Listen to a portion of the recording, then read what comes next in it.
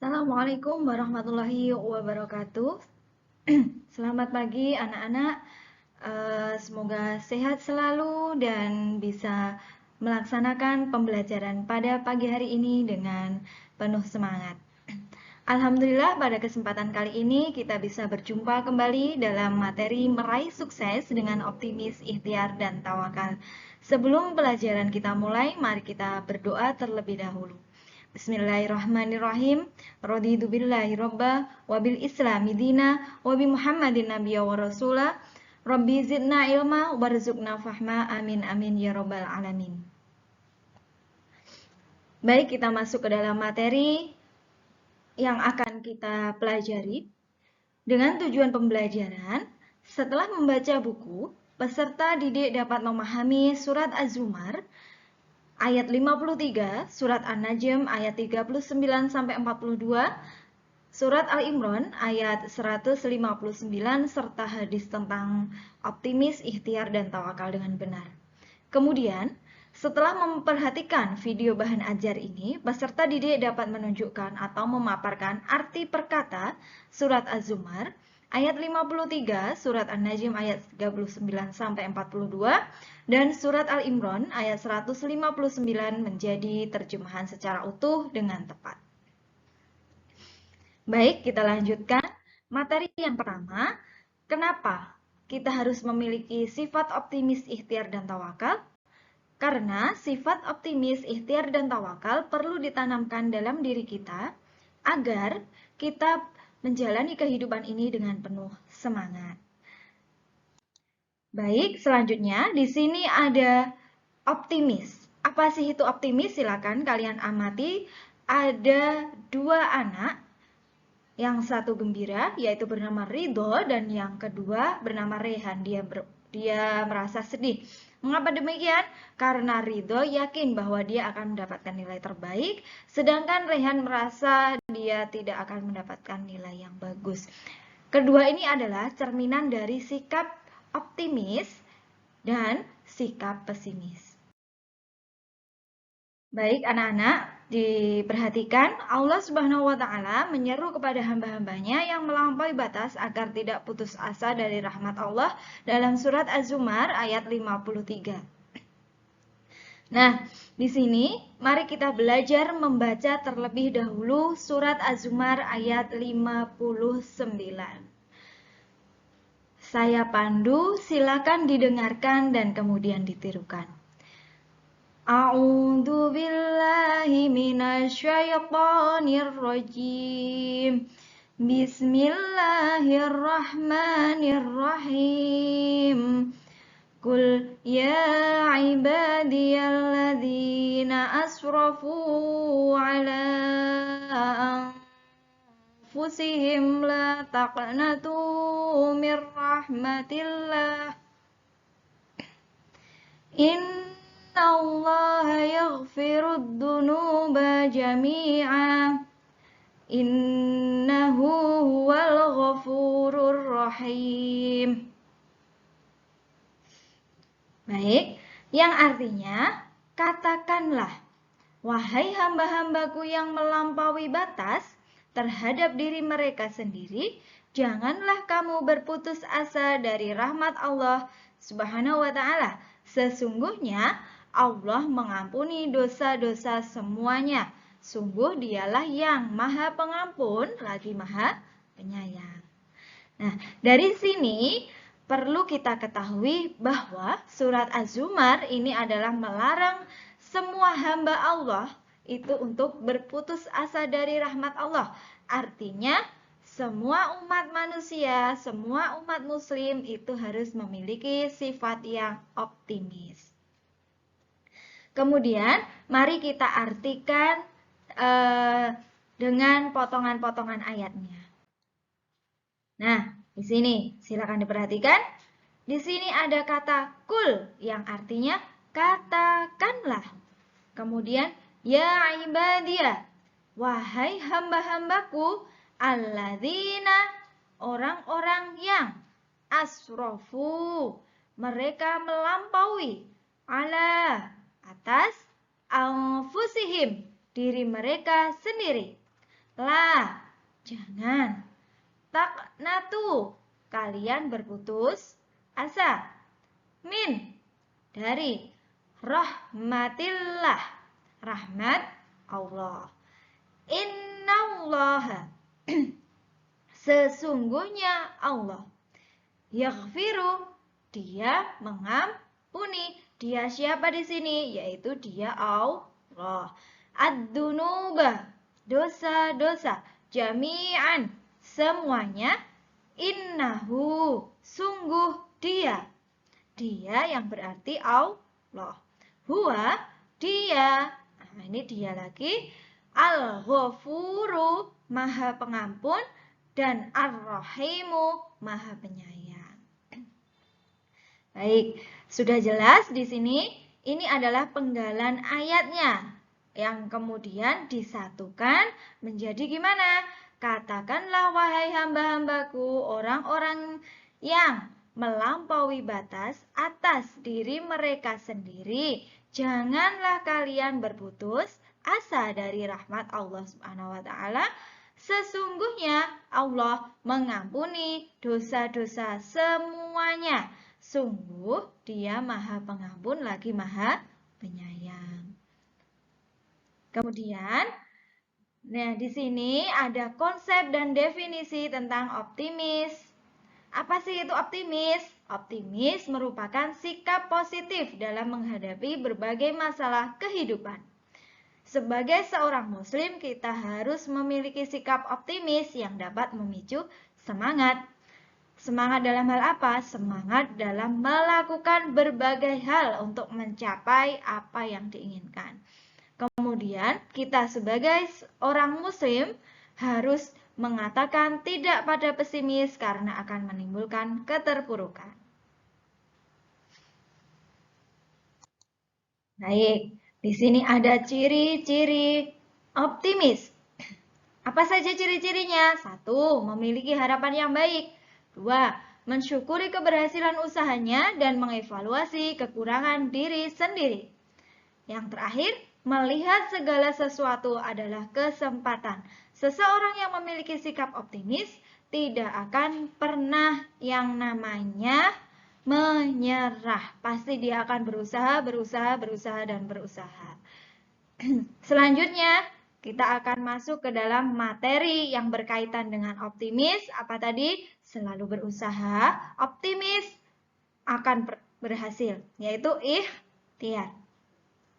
Ikhtiar adalah bersungguh-sungguh untuk menggapai cita-cita, harapan, atau keinginan. Artinya, ketika kita ingin mendapatkan sesuatu yang kita inginkan, maka kita harus berusaha untuk meraihnya dan kemudian diikuti dengan doa. Kemudian, kenapa kita harus ikhtiar? Karena usaha yang kita lakukan merupakan bagian terpenting yang harus dilakukan oleh semua manusia. Karena orang yang memiliki keinginan, jika dia tidak berusaha, maka tidak akan berhasil. Dalam berusaha, kita disertai dengan doa kepada Allah agar keinginan kita dapat terwujud. Baik anak-anak, untuk materi ikhtiar ini terdapat dalam surat An-Najm ayat 39 sampai 42. Mari kita belajar kembali untuk membaca surat An-Najm ayat 39 sampai dengan 42. Perhatikan dan kemudian tirukan. A'udzu billahi minasyaitonir rajim. Bismillahirrahmanirrahim. Wa allaysa lil insani illa ma sa'a wa anna sa'yahu sawfa yura thumma yujzahul jazaa'al awfa wa anna ila rabbikal muntaha. Shadaqallahul adzim. Dan bahwa manusia hanyalah memperoleh apa yang diusahakannya, dan sesungguhnya usaha itu kelak akan diperlihatkan kepadanya. Kemudian akan diberi balasan kepadanya dengan balasan yang paling sempurna. Dan sesungguhnya kepada Tuhan mula kesudahannya segala sesuatu. Nah, di sini kita dapat mengetahui bahwa seseorang yang berusaha kelak akan menerima balasan yang paling sempurna sesuai dengan usahanya. Selanjutnya, mari kita terjemahkan surat An-Najm tersebut dengan potongan-potongan ayat yang sudah disediakan di sini. Yang pertama, mari kita mulai. Wa'an, dan bahwa, laisa, tidak, lil insani, bagi manusia, illa, kecuali, ma, apa yang, sa'a, ia usahakan, wa anna, dan bahwasanya sa'yahu, usahanya, saufa, kelak atau bakal, yuro, diperlihatkan, thumma, kemudian, yujzahu, diberi balasan kepadanya, al-jazaa, balasan, al-aufa, cukup atau sempurna, wa anna, dan bahwa, ila, kepada, Rabbika, Tuhan kamu, al-muntaha, akhir tujuan kesudahan. Ya, sehingga disusunlah menjadi arti dan bahwa tidak bagi manusia kecuali apa yang mereka usahakan, ia usahakan, dan bahwasannya usahanya itu kelak akan diperlihatkan, kemudian diberi balasan kepadanya, yaitu balasan yang sempurna, bahwa kepada Tuhan kamu adalah akhir dari tujuan atau kesudahan.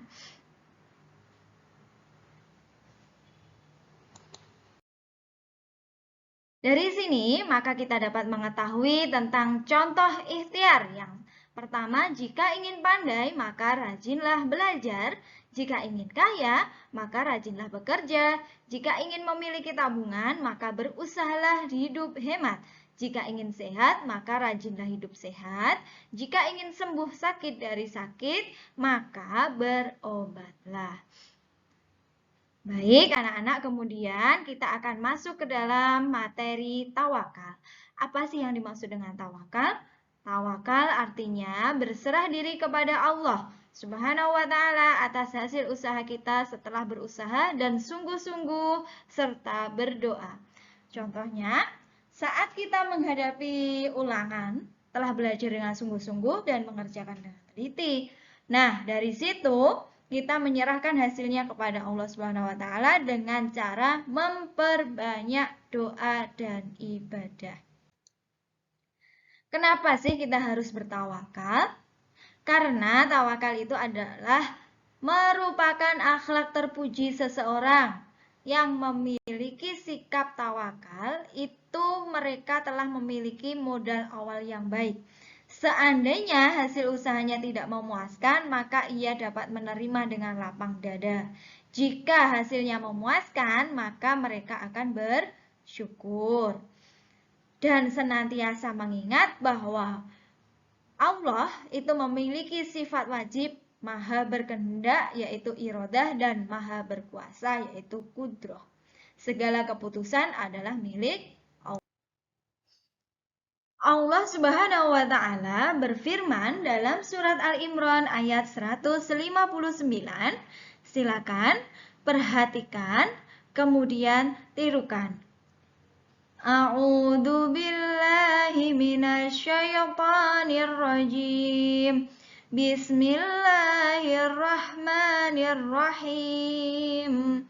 Fabima rahmatim minallahi lahum walau kunta faddan ghalidal qalbi lang faddu min hawlik fa'fu anhum wastaghfir lahum wasyawirhum fil amri fa idza azamta fatawakkal 'ala Allah innallaha yuhibbul mutawakkilin.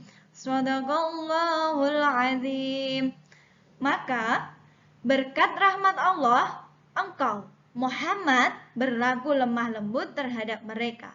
Sekiranya engkau bersikap keras dan berhati kasar, tentulah mereka menjauhkan diri dari sekitarmu. Karena itu, maafkanlah mereka dan mohonkanlah ampun untuk mereka. Dan bermusyawarahlah dengan mereka dalam urusan itu. Kemudian, apabila engkau telah membulatkan tekad untuk bertawakalah kepada Allah, sungguh Allah mencintai orang yang bertawakal. Dari ayat ini, kita dapat mengetahui artinya per kata. Berikut arti perkatanya, yaitu fabima, maka dengan, rahmatin, rahmat, mina, dari Allah, ya, minallahi, seharusnya ini gandeng, minallahi, dari Allah, linta, kamu lembut, lahum, bagi mereka, walau, dan sekiranya, kunta, kamu adalah faddon, bersikap keras, ghalido, kasar, al-qalbi, hati, lang faddu, tentu mereka akan menjauhkan diri. Min, dari, haulika, sekeliling, kamu, fa'fu, maka maafkanlah, anhum, dari mereka, wastaghfir, dan mohonkan ampun, lahum, bagi mereka. Wasyawirhum, dan bermusyawarahlah dengan mereka, fi, dalam, al-amri, urusan itu. Faida, maka apabila, azamta, kamu membulatkan tekad. Fatawakkal, maka bertawakallah. Ala, atas atau kepada, Allah, yaitu Allah, inna, sesungguhnya, siapa? Allah. Allah yuhibbu, menyukai, al-mutawakkilin, yaitu orang-orang yang bertawakal. Dari ayat ini, surat Al-Imran ayat 59, sudah jelas, sangat jelas bahwasanya Allah itu menyuruh kita untuk bertawakal. Dari ini, wasyawirhum fil amri faida azamta fatawakkal 'alallah, dan bermusyawarahlah dengan mereka dalam urusan itu, maka apabila kamu membulatkan tekad, maka bertawakallah kepada Allah. Karena apa? Karena innallaha yuhibbul mutawakkilin. Allah menyukai orang-orang yang bertawakal. Jadi kita sebagai umat muslim tidak ada alasan untuk tidak bertawakal. Kemudian kita cari contohnya, contoh tawakal. Apa saja contoh tawakal itu? Pertama, selalu bersyukur dan bersabar, menyerahkan segala sesuatu kepada Allah disertai dengan usaha, selalu berprasangka baik terhadap apapun yang diterima, selalu ikhlas dan ridho menerima ketentuan Allah, dan yang terakhir tidak mudah mengeluh dan gelisah. Oke, terima kasih. Kita sudahi materi kita. Semoga bermanfaat untuk kalian. Jika kalian kurang paham, maka silakan kalian buka link PowerPoint yang sudah saya sediakan. Terima kasih. Wassalamualaikum warahmatullahi wabarakatuh.